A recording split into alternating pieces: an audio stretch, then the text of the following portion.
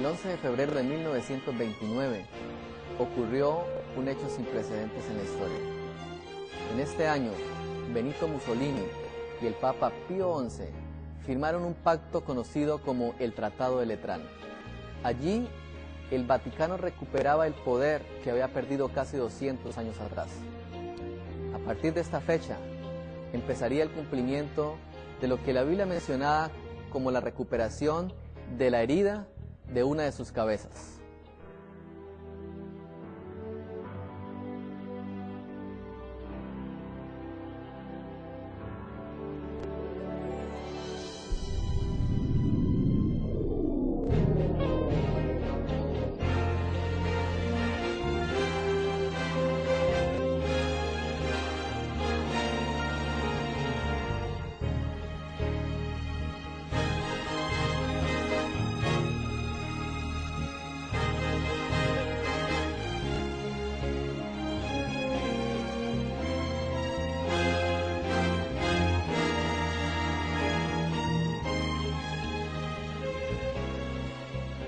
Vamos a abrir nuestras Biblias en el libro de Apocalipsis en el capítulo 13 y vamos a leer el versículo 3 y el versículo 4. Vi una de sus cabezas como herida de muerte, pero su herida mortal fue sanada, y se maravilló toda la tierra en pos de la bestia, y adoraron al dragón que había dado autoridad a la bestia, y adoraron a la bestia diciendo: ¿quién como la bestia? ¿Y quién podrá luchar contra ella? Hemos mencionado que las bestias en las profecías bíblicas representan alguna clase de poder. Bien puede tratarse de un poder político o bien de un poder religioso. Este mismo poder que se describe en el libro de Apocalipsis en el capítulo 13, que se conoce también como la bestia que sube del mar, también está representado en la segunda carta a los tesalonicenses. Vamos a leer en 2 de Tesalonicenses el capítulo 2. Y miramos qué otro nombre recibe este poder. Dice el apóstol Pablo escribiéndole a Tesalónica lo siguiente: pero con respecto a la venida de nuestro Señor Jesucristo y nuestra reunión con Él, os rogamos, hermanos, que no dejéis mover fácilmente de vuestro modo de pensar, ni os conturbéis ni por espíritu ni por palabra, como si fuera nuestra, en el sentido de que el día del Señor está cerca. Nadie os engañe en ninguna manera, porque este día no vendrá sin que antes venga la apostasía y se manifieste el hombre de pecado, el hijo de perdición, el cual se opone y se levanta contra todo lo que se llama Dios o es objeto de culto, tanto que se sienta en el templo de Dios como Dios, haciéndose pasar por Dios. Este mismo poder, que se encuentra registrado aquí en 2 de Tesalonicenses, el capítulo 2, recibe el nombre de el hijo de perdición. Al repasar la Escritura, solamente hay otro lugar en donde se encuentra esta misma expresión. El Evangelio según San Juan, en el capítulo 17, Jesús se refiere a un personaje con este mismo nombre. Vamos a leer entonces el versículo 12 del Evangelio de San Juan. Dice de la siguiente manera: cuando estaba con ellos en el mundo, yo lo guardaba en tu nombre. A los que me diste, yo lo guardé, y ninguno de ellos se perdió, sino el hijo de perdición, para que la Escritura se cumpliese. El hijo de perdición. El mismo nombre se le da a este poder que también gobernaría junto con los Estados Unidos de Norteamérica la tierra antes de que Cristo viniera. Ahora, ¿por qué se llama el hijo de perdición? Lógicamente, Jesús estaba hablando de Judas. Judas se conoce como el hijo de perdición. Pero ¿qué característica tenía Judas? Tal vez la principal y la más notable es que Judas se hacía llamar cristiano. Judas era seguidor de Cristo. Pero a Judas no lo movía un deseo desinteresado en su maestro. Judas tenía un propósito especial. La Escritura dice que Judas vivía únicamente con la intención de la avaricia, con una intención solamente económica. Servía a Jesús no por lo que Jesús era, sino por lo que Jesús podía llevar a hacer a Judas. Así que podemos entender inmediatamente que este poder que registra la Escritura, que se conoce como el hijo de perdición, que se conoce como el hombre de pecado, que se conoce como la bestia que sube del mar, representa un poder religioso. Leímos en Apocalipsis el capítulo 13 que este poder iba a recibir una herida mortal. Efectivamente, la herida mortal fue dada en 1798, cuando la supremacía papal termina en el mundo. A partir de ese año, el papado no pudo recuperar el poder que había tenido durante el tiempo de la Edad Media. Pero a partir del año de 1929, con el Tratado de Letrán, el Vaticano empieza una carrera ascendente que lo llevará finalmente a la supremacía del mundo, a instaurar leyes opresoras como en la antigüedad. Esta es una de las gráficas de los periódicos que publicaron la noticia en el año de 1929. Posteriormente, en junio 7 de ese mismo año, nuevamente los periódicos promulgan el decreto hablando de Mussolini y el cardenal Gasparri como enviado especial del Papa Pío XI. A partir de ese año y hasta el año 2005 existieron varios sumos pontífices. Entre ellos están Pío XI, Pío XII, Juan XXIII, Pablo VI, Juan Pablo I y Juan Pablo II. En abril del año 2005 es elegido como sumo pontífice Benedicto XVI, conocido como Joseph Cardenal Ratzinger. Hasta abril de ese año, este cardenal se había desempeñado como el jefe supremo de la Congregación para la Doctrina de la Fe. Este oficio era conocido antes como la Santa Inquisición, y este hombre llevaba más de 20 años como líder de esta parte del Vaticano. Ahora bien, con la elección de Benedicto XVI, nuevos cambios se pronosticaban para la Iglesia. Había mucho temor en qué línea iba a seguir Ratzinger, si la línea conservadora de la Iglesia o la misma línea que durante cerca de 20 años guió los destinos de la Iglesia a través de Juan Pablo II. Pues bien, una vez muere Juan Pablo II, la revista Times había publicado años atrás que Juan Pablo II era el hombre del año, que Juan Pablo II era una superestrella.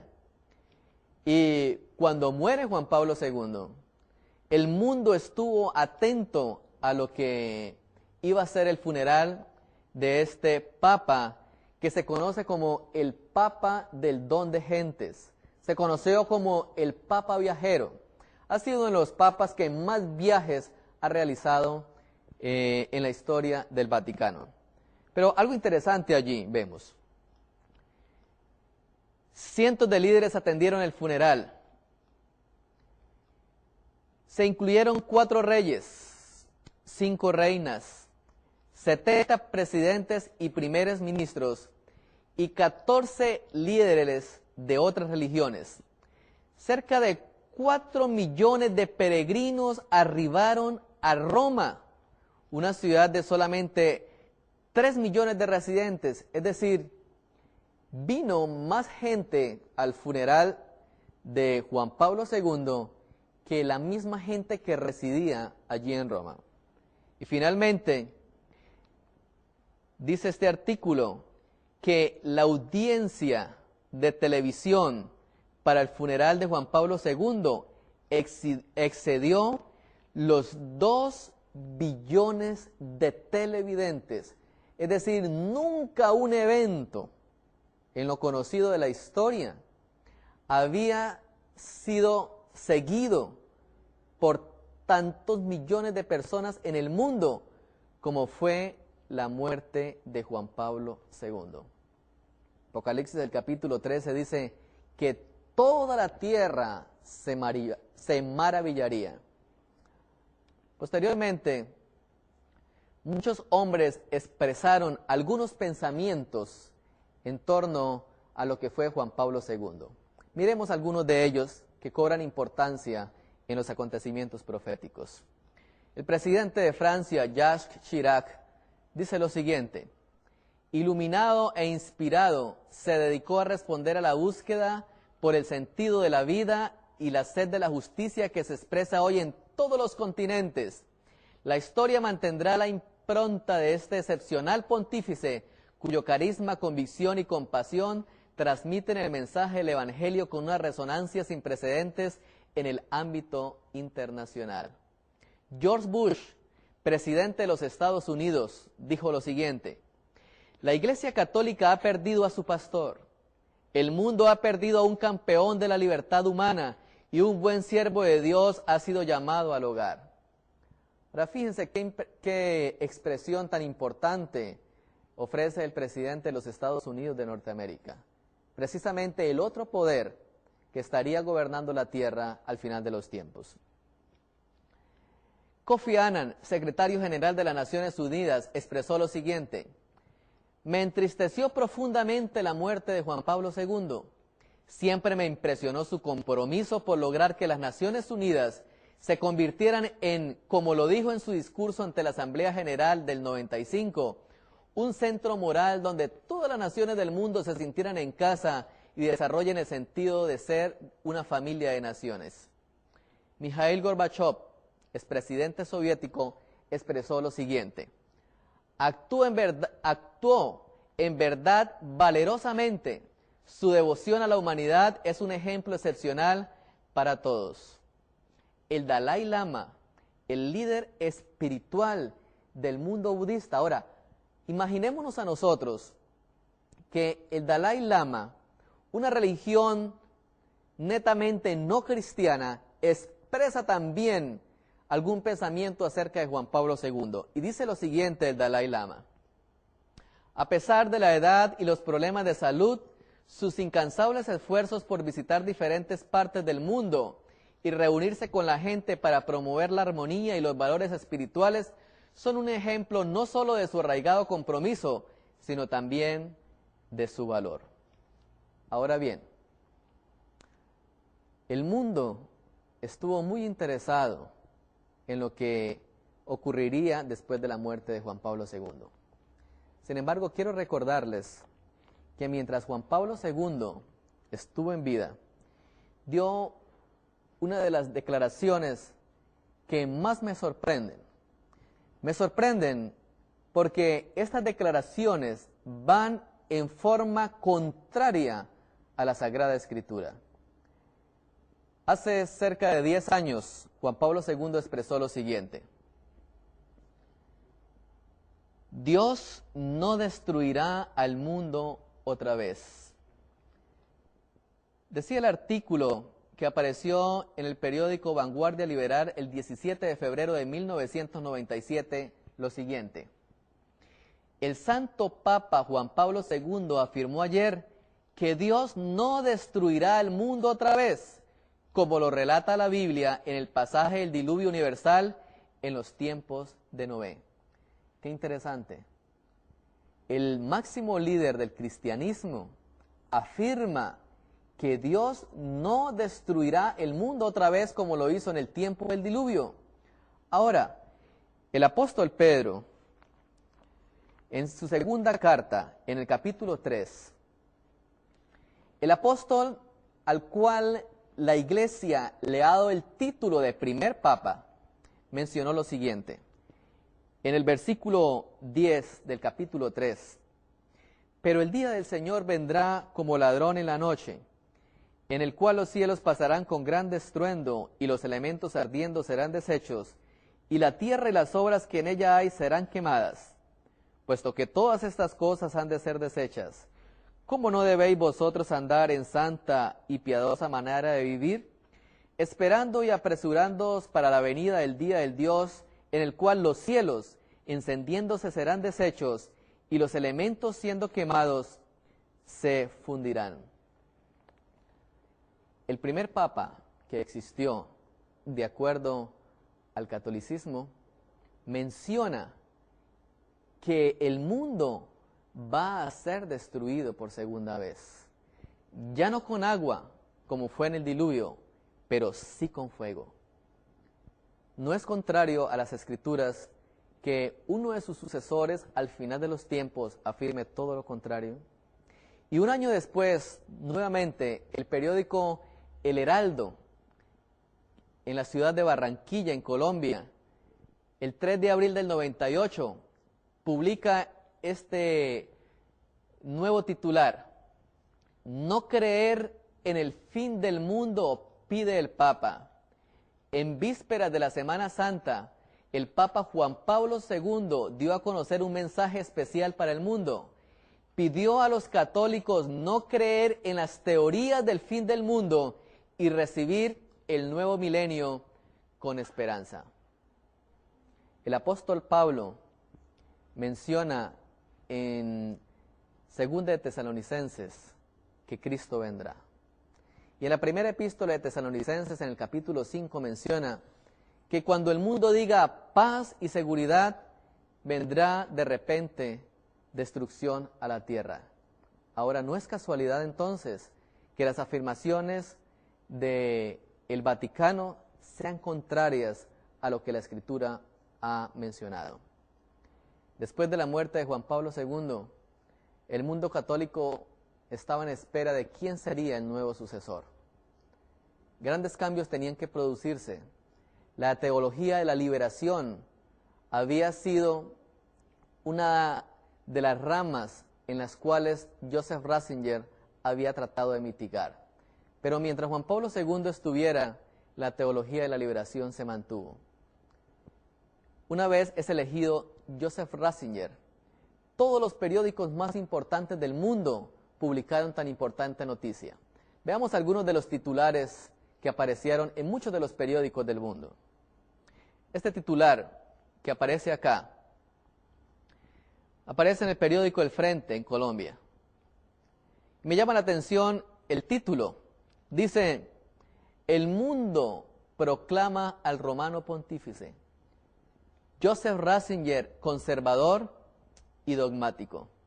Cuando uno lee Apocalipsis el capítulo 13, no deja entonces de sorprenderse, porque utiliza la misma expresión. Dice que el mundo se maravillaría en pos de este poder. Veamos otros de los titulares.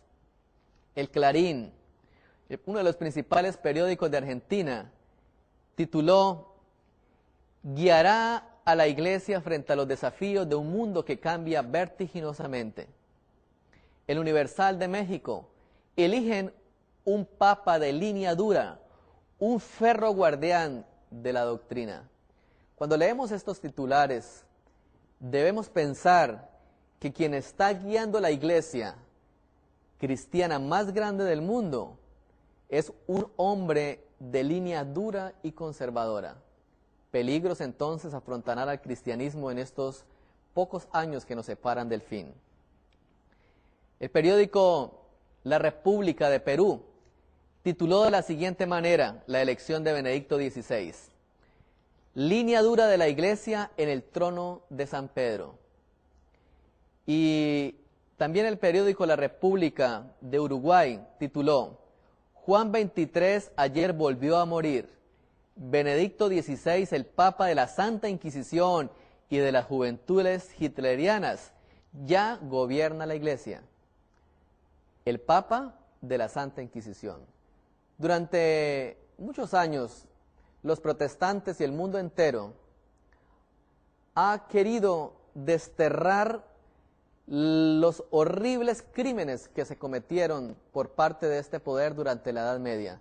Sin embargo, al Benedicto XVI subir nuevamente al trono, vuelve a nuestra mente esa palabra, la Santa Inquisición.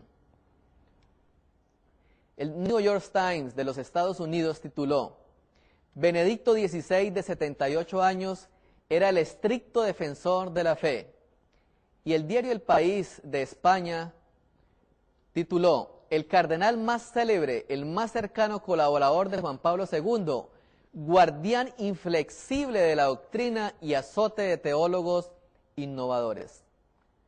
La teología de la liberación no podía continuar en la iglesia. Existía una división que tenía que finalmente ser derribada.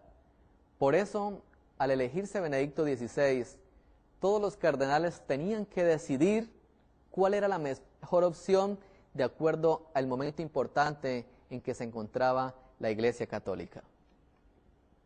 Le Figaro, el periódico de Francia, tituló: Benedicto XVI, el defensor de la fe. Y el Observatorio Romano, el periódico del Vaticano, sacó o publicó aquel momento importante con la famosa expresión Habemus Papam Joseph Ratzinger. ¿Qué nos espera a nosotros con la lección de este hombre que el mundo entero, y no los pensadores cristianos, sino el mundo secular, nos muestra que es el Papa de línea dura, protector de la doctrina de la fe, seguidor de los antiguos escritos de los papas que guiaron la Santa Inquisición? En el libro El conflicto de los siglos, Elena de White escribió lo siguiente: los defensores del papado declaran que la Iglesia ha sido calumniada y que el mundo protestante se inclina a creerlo. Muchos sostienen que es injusto juzgar a la Iglesia de nuestros días por las abominaciones y los absurdos que la caracterizaron cuando dominaban los siglos de ignorancia y de tinieblas. Tratan de excusar sus horribles crueldades como si fueran el resultado de la barbarie de la época y arguyen que las influencias de la civilización moderna han modificado los sentimientos de ella. Vean algo interesante allí. Es decir, el mundo trata de excusar los errores del pasado de la Iglesia y tal vez culpan la ignorancia del pasado, la agresividad del pasado. Pero sigue diciendo el conflicto de los siglos de la siguiente forma: ¿habrán olvidado estas personas las pretensiones de infalibilidad sostenida durante 800 años por tan altanero poder? Lejos de abandonar este acerto, lo ha afirmado en el siglo XIX de un modo más positivo que nunca antes. Como Roma asegura que la Iglesia nunca erró ni errará jamás, según las Escrituras, ¿cómo podrá renunciar a los principios que amoldaron su conducta en las edades pasadas? Es decir, ¿cómo podrá Roma olvidar todo lo que hizo que llegara a ser un poder supremo durante la Edad Media? Y esta autora concluye de la siguiente manera el pensamiento: la Iglesia papal no abandonará nunca su pretensión a la infalibilidad. Todo lo que ha hecho al perseguir a los que rechazaban sus dogmas lo da por santo y bueno. ¿Y quién asegura que no volvería a las andadas siempre que se le presente la oportunidad? Deróguese las medidas restrictivas impuestas en la actualidad por los gobiernos civiles y déjesele a Roma que recupere su antiguo poder, y se verán resucitar en el acto su tiranía y sus persecuciones. Parece increíble que Roma recuperara su poder en estos últimos días y que la misma tiranía que la caracterizó en aquel tiempo volverá a caracterizarla en estos últimos días.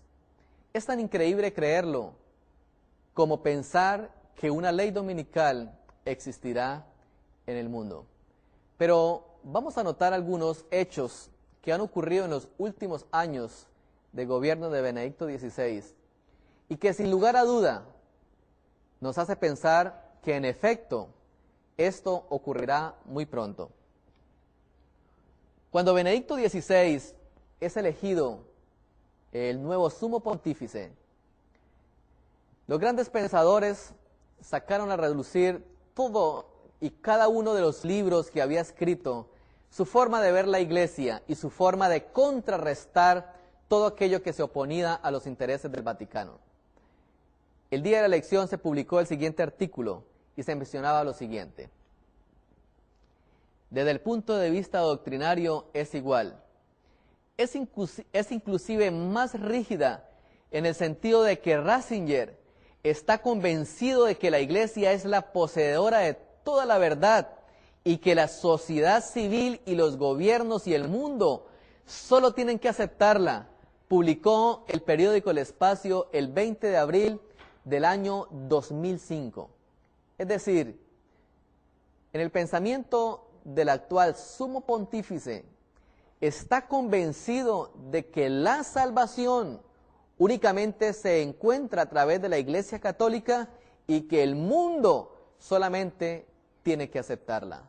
Terribles aseveraciones el pensar en estas palabras. Malachi Martin escribió un libro titulado Las llaves de esta sangre. En este libro expone cómo se desarrollará todo el proceso en una lucha triple al final de los tiempos. ¿Qué menciona el libro Malachi Martin? Menciona que en este último decenio existían tres poderes. Existía el catolicismo, existía el capitalismo representado principalmente por los Estados Unidos de Norteamérica y existía el socialismo representado por la Unión Soviética. Hemos sido testigos de que el socialismo fue sacado de la arena del mundo. Ahora solamente resta dos poderes, el capitalismo y el Vaticano. Pero Apocalipsis, el capítulo 13, nos menciona que estos dos poderes marcharán unidos hasta el final del tiempo y habla una mezcla extraña que se conoce como mezcla político-religiosa que desencadenará las persecuciones finales. Apocalipsis, el capítulo 13, dice lo siguiente: y ejerce toda la autoridad de la primera bestia en presencia de ella, y hace que la tierra y los moradores de ella adoren a la primera bestia cuya herida mortal fue sanada. También hace grandes señales, de tal manera que aún hace descender fuego del cielo a la tierra delante de los hombres, y engaña a los moradores de la tierra con las señales que se le ha permitido hacer en presencia de la bestia, mandando a los moradores de la tierra que le hagan imagen a la bestia que tiene la herida de espada y vivió. Algo también difícil de creer, que los Estados Unidos de Norteamérica sea el país que vaya a apoyar al Vaticano en todos los esfuerzos que hará para tener el gobierno del mundo.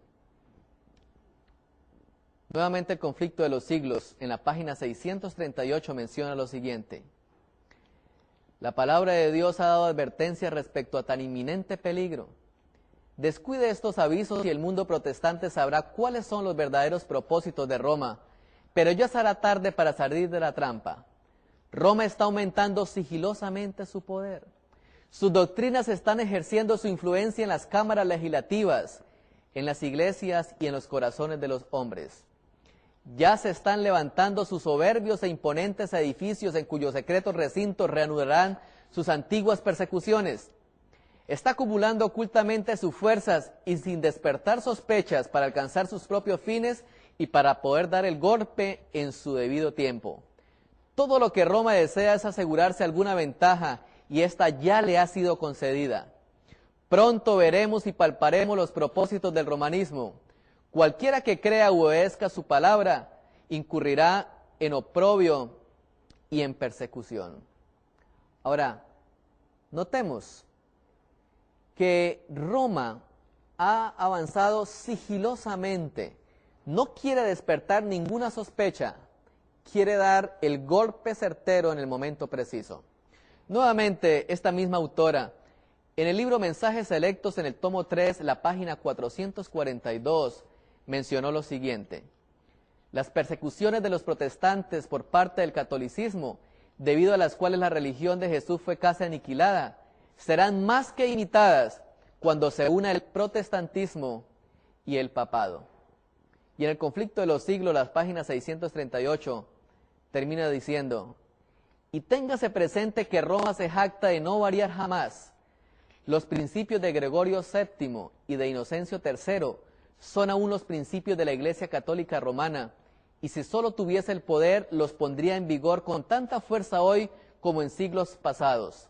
Pocos saben los protestantes lo que están haciendo al proponerse en aceptar la ayuda de Roma en la tarea de exaltar el domingo. Mientras ellos tratan de realizar su propósito, Roma tiene su mira puesta en el restablecimiento de su poder y tiende a recuperar su supremacía perdida. Establezcase en los Estados Unidos el principio de que la Iglesia puede emplear o dirigir el poder del Estado, que las leyes civiles pueden hacer obligatorias las observaciones religiosas. En una palabra, que la autoridad de la Iglesia con la del Estado debe dominar las conciencias, y el triunfo de Roma quedará asegurado en la gran República de América del Norte. Ahora, Roma ejercerá primariamente su poder en el viejo mundo, en Europa. En América lo ejercerán los Estados Unidos de Norteamérica. Pero los dos irán unidos en un punto común, especialmente en la exaltación el domingo.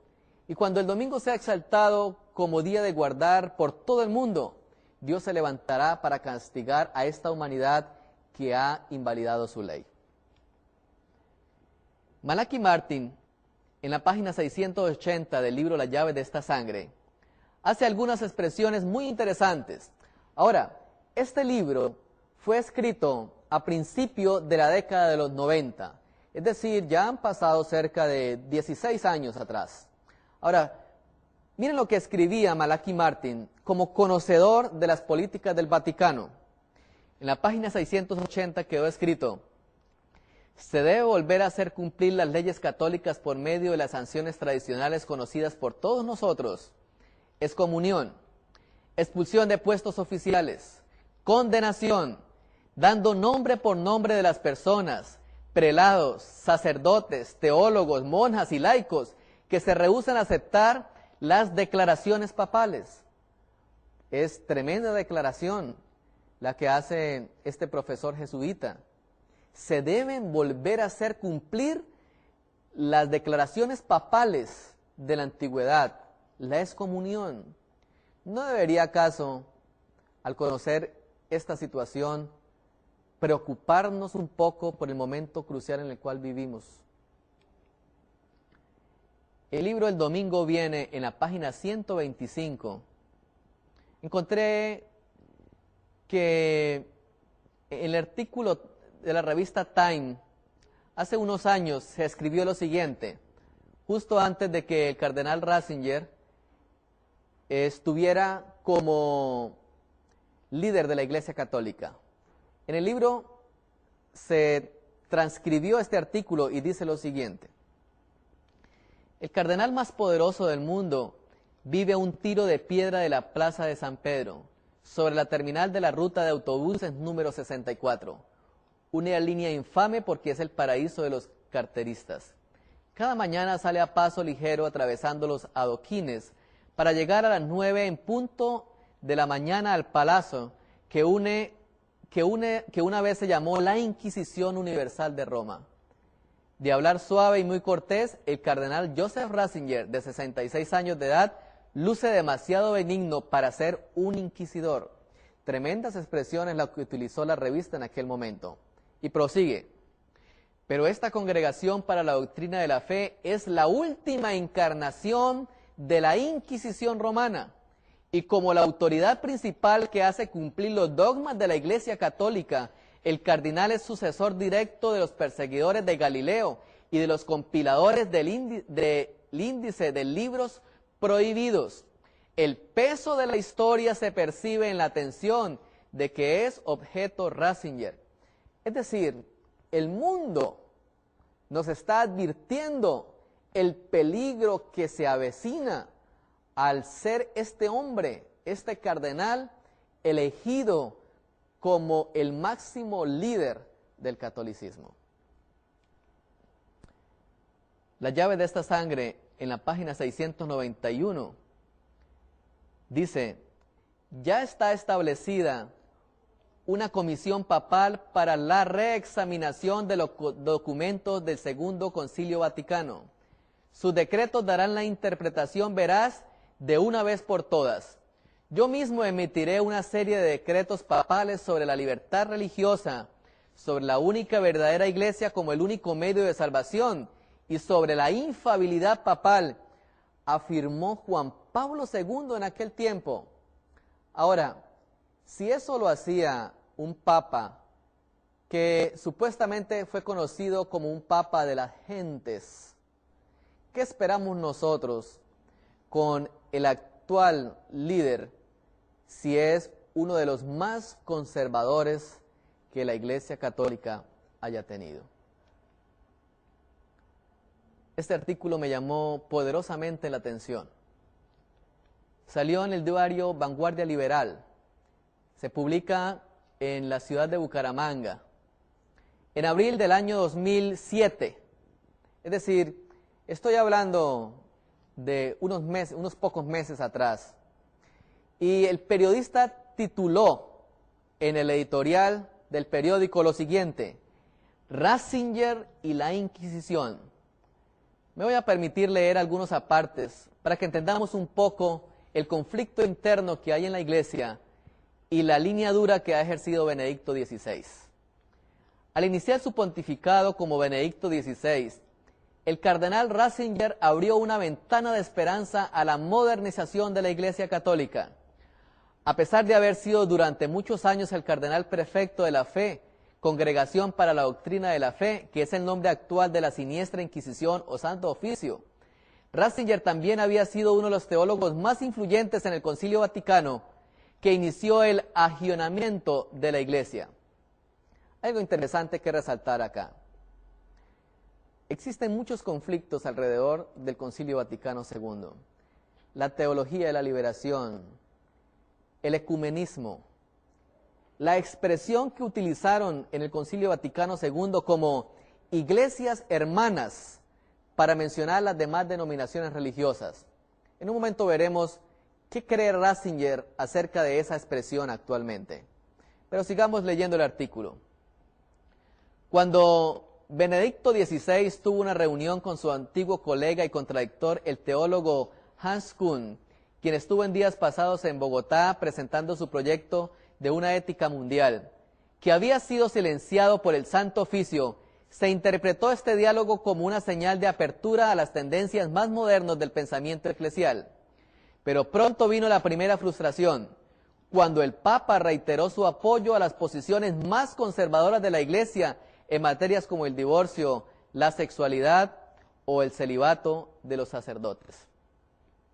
Una nueva frustración menos difundida por los medios, pero que toca más directamente a América Latina, se acaba de producir con la censura que ha impuesto la Congregación de la Fe al jesuita John Sobrino, uno de los más reconocidos voceros de la teología de la liberación, a quien se le ha prohibido publicar libros o dar clases de teología. Imaginémonos en este tiempo, nuevamente Roma empieza a clasificar o a llamar herejes o a excomulgar a aquellos que no apoyen lo que la Iglesia quiere establecer. Y fíjense cómo termina este artículo.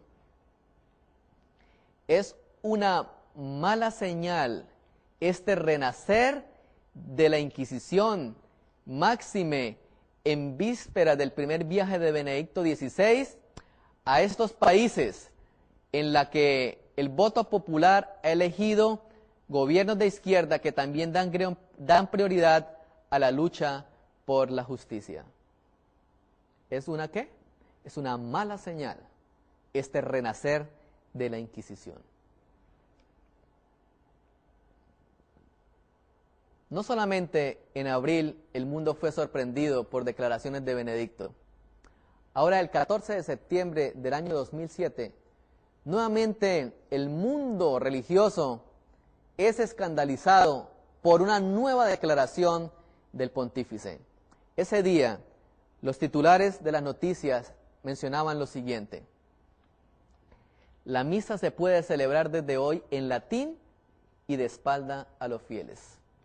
Hoy, 14 de septiembre del 2007, entra en vigor el motu proprio sumorum pontificum, en virtud del cual Benedicto XVI autoriza de modo general la celebración de las misas según el rito de San Pío V, también conocido como tridentino o preconciliar, esto es, en latín y de espalda a los fieles.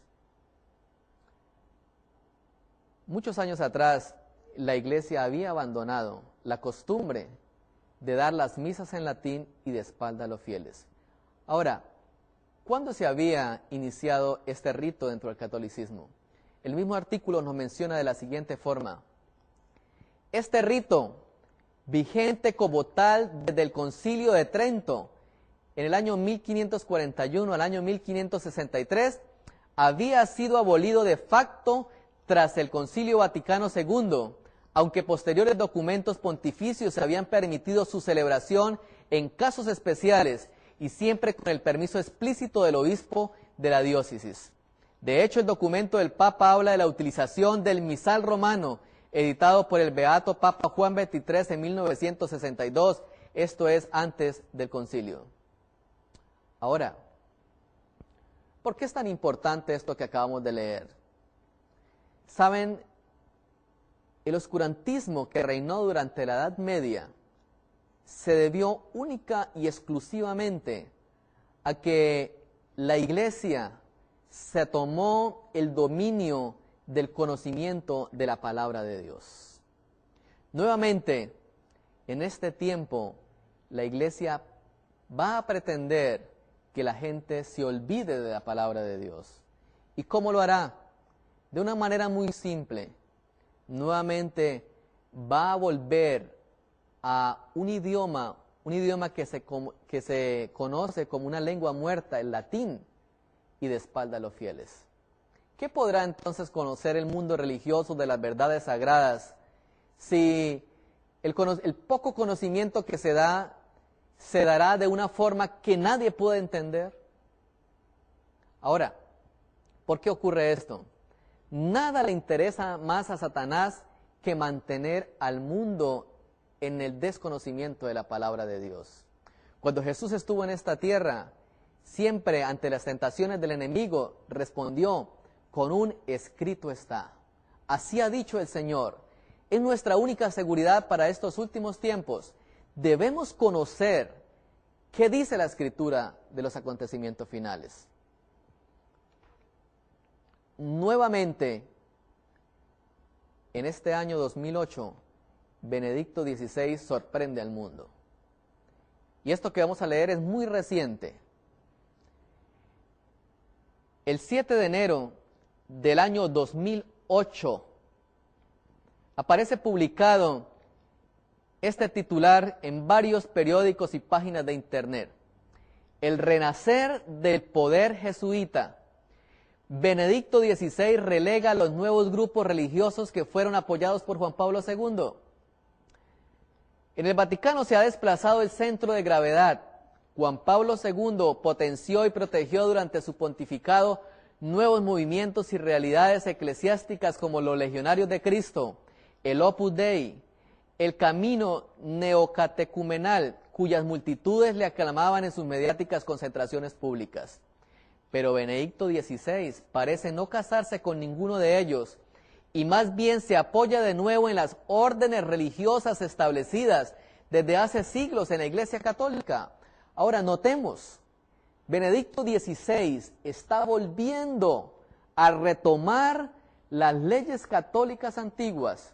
Sigue diciendo el artículo de la siguiente forma: los jesuitas, cuyos superiores venidos de todo el mundo se reúnen a partir de hoy, es decir, del 7 de enero del 2008, para elegir a su nuevo líder, habían sido desde su fundación la milicia más destacada de los papas, aunque la relación con el Vaticano no estuviera históricamente libre de tensiones y en 1773 llegara incluso a disolver la orden. Recuerde que la orden jesuita fue la orden que fundó San Ignacio de Loyola en 1540 como el arma más poderosa del Vaticano para luchar contra lo que entonces se conocía como la Reforma Protestante. Malachi Martin, nuevamente en la llave de esta sangre, ahora nos lleva a pensar un poco más en el peligro que esto encierra para los cristianos de los últimos días. En la página 284, Malachi Martin menciona lo siguiente: en el segundo salón de operaciones están los globalistas provincianos. Un conjunto de mapas y de maquetas de acción es compartido por varios grupos de cristianos. Ahora, ¿qué estaba diciendo Malachi Martin acá? El libro de las llaves de esta sangre es un libro que menciona cómo ve la iglesia el mundo en estos próximos años y cómo puede llegar a gobernar el mundo. Así que cada uno de los poderes que reinan en este momento, él los llama los globalistas. Es decir, grupos que están en el mundo y que de una u otra forma podrían en un momento determinado ejercer algún grado de influencia. Pero fíjense, él cataloga un grupo como los globalistas provincianos. ¿Quiénes están en ese grupo? Las sectas adventistas, bautistas y evangélicas, y las no cristianas como los cristianos científicos, los testigos de Jehová, los mormones y los unitarios, quienes tienen una mente tan excluyente como sus contrapartes musulmanes, pero sin las ambiciones expresamente políticas ni el extremismo revolucionario. Ahora, fíjense en algo muy interesante. Estos grupos tienen algo en común y el papado lo tiene bien claro. ¿Qué es eso? Algunos de los colaboradores de Juan Pablo II llaman minimalistas a estos grupos porque esperan constituir un mínimo de la población mundial hasta algún día desconocido, el último día de la historia terrenal de la humanidad. Es decir, ellos saben claramente que hay un grupo de personas en el mundo que espera y anhela el pronto regreso de Jesús a esta tierra, que ha creído fielmente a la Escritura y que espera ese último día. Pero también la llave de esta sangre menciona cuál será el final de esos grupos si no se someten a los planes que ha trazado Roma. Fíjense lo que dice más adelante en la página 285. Sus integrantes individualmente durante un tiempo se podrán mantener dentro de sus confines, pero inevitablemente como grupo tendrán que enfrentar alternativas horribles. No sé a qué se refirió Malachi Martin con esa expresión alternativas horribles, pero nosotros sabemos, el Señor Jesús nos advirtió que en los últimos días el pueblo de Dios sufrirá persecución, sufrirá cárcel, sufrirá martirio por causa de la palabra de Dios. Termina el párrafo de la siguiente forma: o se convertirán en globalizados en forma completa y realista, y por lo tanto capaces de colaborar con la construcción de una estructura geopolítica, o como grupos permanecerán en su lugar, disminuidos en número de integrantes y en influencia, y perdiendo finalmente su identidad como partes operativas de un nuevo orden mundial. Yo pienso que es claro cómo se desencadenará esta última persecución. La palabra de Dios nos ha dado muchas advertencias. La palabra profética nos la confirma. El mundo nos dice cómo va a ocurrir esto. El conflicto de los siglos, la página 673, nuevamente se nos menciona lo siguiente: una vez que el sábado llegue a ser el punto especial de controversia en toda la cristiandad y las autoridades religiosas y civiles se unan para imponer la observancia del domingo, la negativa persistente por parte de una pequeña minoría de ceder a la exigencia popular la convertirá en objeto de execración universal. Se demandará con insistencia que no se tolere a los pocos que se oponen a una institución de la Iglesia y a una ley del Estado, pues vale más que esos pocos sufran y no que naciones enteras sean precipitadas a la confusión y a la anarquía. Este argumento parecerá concluyente y finalmente se expedirá contra todos los que santifiquen el sábado un decreto que los declare merecedores de las penas más severas y autorice el pueblo para que, pasado cierto tiempo, los mate. El romanismo en el viejo mundo y el protestantismo apóstata en América del Norte actuarán de la misma manera contra todos los que honren los preceptos divinos. Hay advertencias terribles. Notemos qué piensa Ratzinger de la expresión iglesias hermanas. En un documento publicado en el año 2000, mencionó lo siguiente: la Iglesia Universal, una santa, católica y apostólica, no es hermana, sino madre de todas las iglesias particulares. No se trata solamente de una cuestión terminológica, sino sobre todo de respetar una verdad fundamental de la fe católica, la de la unicidad de la Iglesia de Jesucristo. Existe en efecto una única iglesia y por eso es plural, y la iglesia solamente a las demás se le puede llamar iglesias particulares. Queridos amigos, nos enfrentamos a momentos difíciles de la historia de la humanidad. El papado poco a poco ha venido recobrando el poder que lo caracterizó en tiempos de la Edad Media. Pronto, ese ascenso de poder llegará a su final. Y entonces, el pueblo de Dios se verá sumergido en las más terribles persecuciones, al igual que en el tiempo en que la Inquisición mató a millones de cristianos. Finalmente, mencionaré qué piensa Benedicto XVI acerca de la obligatoriedad de guardar el domingo. El 28 de noviembre del año 2000 se publicó el siguiente artículo. Se titulaba Joseph Ratzinger, Europa, Política y Religión, Berlín, 28 de noviembre del año 2000. El Estado no puede declarar día libre el viernes para los musulmanes, el sábado para los judíos y el domingo para los cristianos. Tendrá que decidirse por una ordenación común del tiempo y después preguntarse por preferencias. Las grandes fiestas, Navidad, Pascua, Pentecostés, no son señas de identidad de nuestra cultura. Y el domingo. Fíjense qué interesante. Ratzinger toca las tres principales religiones cristianas del mundo: los judíos, los musulmanes y el catolicismo. Hay algo en común en estas tres religiones. Cada una tiene un día de guardar. Los musulmanes guardan el viernes, los judíos guardan el sábado y los católicos guardan el domingo. Pero él hace una pregunta: no podemos estar utilizando los 3 días en la humanidad. Tendremos que finalmente decidirnos por uno de ellos.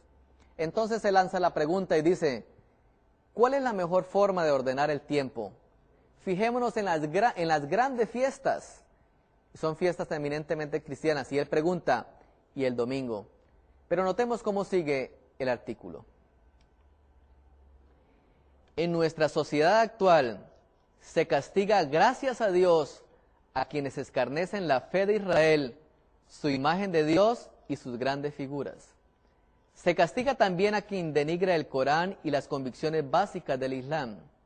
En cambio, cuando se trata de Cristo y lo que es sagrado para los cristianos, la libertad de opinión se convierte en el bien supremo y limitarlo pondría en peligro o incluso destruiría la tolerancia y la libertad. Qué interesante. Ahora menciona, no solamente cada una de esas 3 religiones tiene un día específico como día de oración, sino que también en 2 de esas religiones se castiga a todos aquellos que violan ese día. El Corán lo castiga, los judíos lo castigan, pero dice él, pero cuando nosotros hablamos de cristianismo, solamente la libertad viene entonces. No debería ser así, es el mensaje de Ratzinger.